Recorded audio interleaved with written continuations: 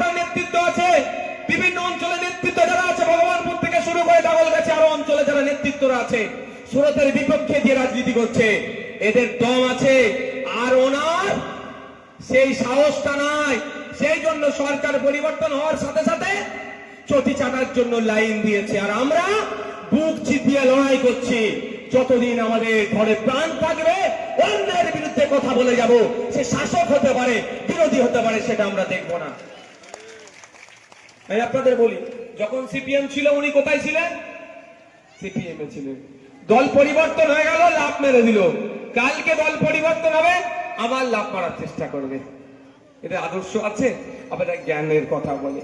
এদের ফাঁদে যারা পড়ে হই হই করছেন, এদের পাল্লায় পড়ে যারা হিংসাত্মক কাজ করছেন, আমি তাদেরকে একটু অনুরোধ করব, এদের ফাঁদে পা দেবেন না। কারণ এরা নিজেদেরকে বাঁচার জন্য সব সেফ জোন করে রেখেছে। আর আপনাদেরকে এরা কি করবে? দেখে দেবে। একটা কথা খুব চর্চা হয়, এই বিষয়ে কটা বাজে বলো তো? ওরে বাবা, অনেকক্ষণ ঢোকে ফেললাম তো।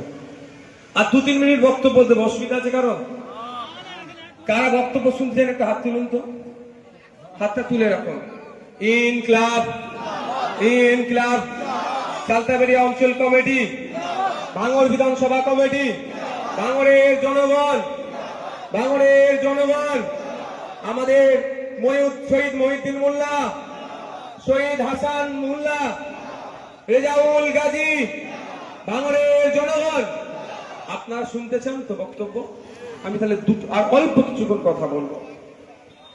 কতটা হচ্ছে এটা আমার সাথে পেরে উঠতে পারছে না? এই তো আগের দিনে নাকি ক্যানিং এ নাকি ঢুকতে দেবে না।